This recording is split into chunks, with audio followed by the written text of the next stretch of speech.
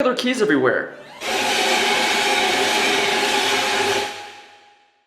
Hey guys, I just saw Insidious: The Last Jedi and it was the best movie I've seen all year. Yeah, you did it. Woo. It's also the only movie I've seen in 2018 and it was dumb. Now, as much as I try to go into a movie with an open mind, I kinda knew beforehand this wasn't gonna be a good movie. So before we go into the review, why don't we take a look at some of the signs that I picked up on that told me this was gonna be a bad movie.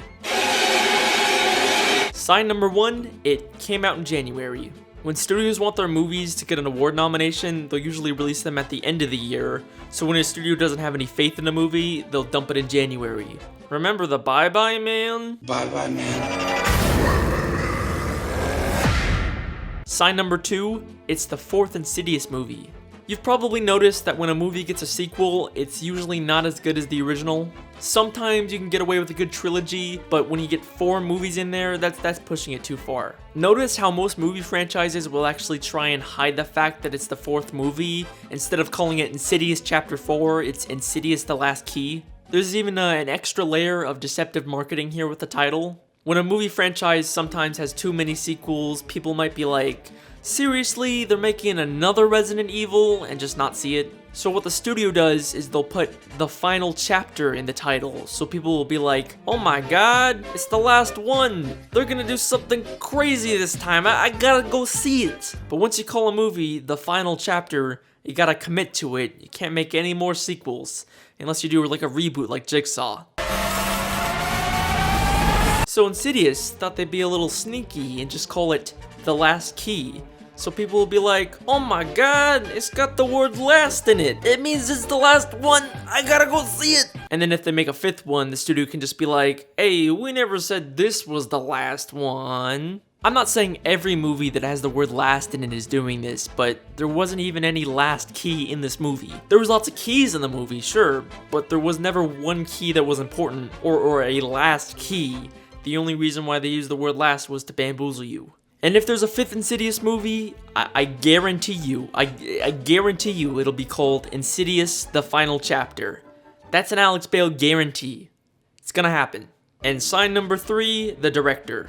I really enjoyed the first 2 Insidious movies. The story was clever, the horror was effective, and the jump scares, they weren't cheap. I'm pretty desensitized to horror movies now, but the first Insidious, like, totally freaked me out. A lot of the credit for this goes to director James Wan, who's arguably one of the best mainstream horror directors right now. He made the first Saw movie and the Conjuring series. But he stopped directing the Insidious franchise after the 2nd one, so the 3rd movie ended up being bad, and now so is the 4th one. And just because they throw his name in every trailer doesn't mean this was his movie creatively.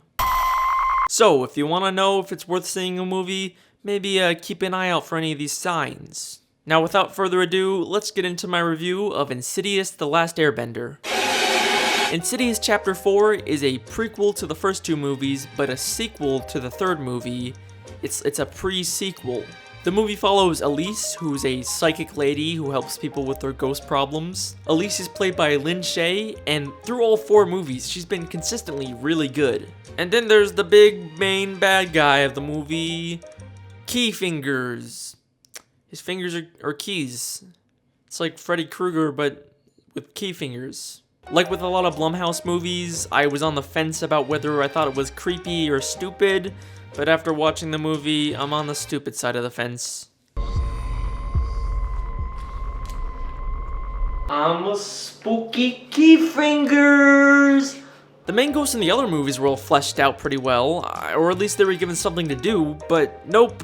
Key Fingers is just a spooky ghost. That's all you get. Sorry. On a technical level, this movie is cheap, but it's fine. You know, the cinematography and the effects aren't anything exceptional, but it all works. There's nothing really to complain about. But one thing that really bothered me was the music. A huge reason why the horror in the previous movies was so effective was because of how great the music was. But nope, instead of just using the music that they already have, they gotta use basic horror stock music. The horror got so repetitive and predictable that I was more bored than scared. It's just, you hear a noise, look over there, tension builds up, nothing happens, but then jump scare somewhere else. It's every movie. There were a few clever and subtle moments that really worked, but other than that, the formula never changes and it gets really stale. Now, as bad as this movie is, there's nothing that I would actually call outright terrible, except for the comedy. Hey, everyone liked the comedy in Get Out, so why don't we just force comedy into all of our horror movies? That's a good idea.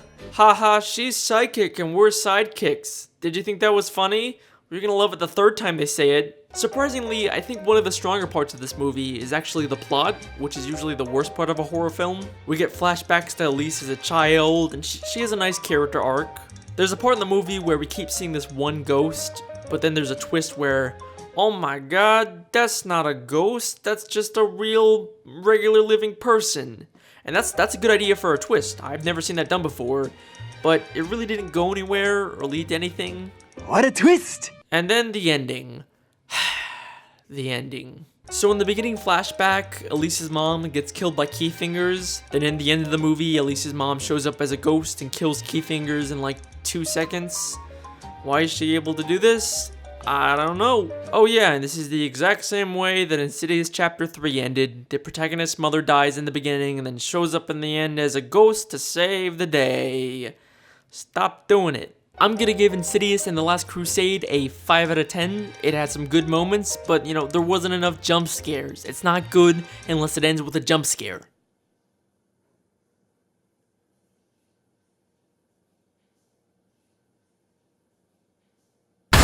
Keyfingers, I'm gonna get you. Has this ever happened to you?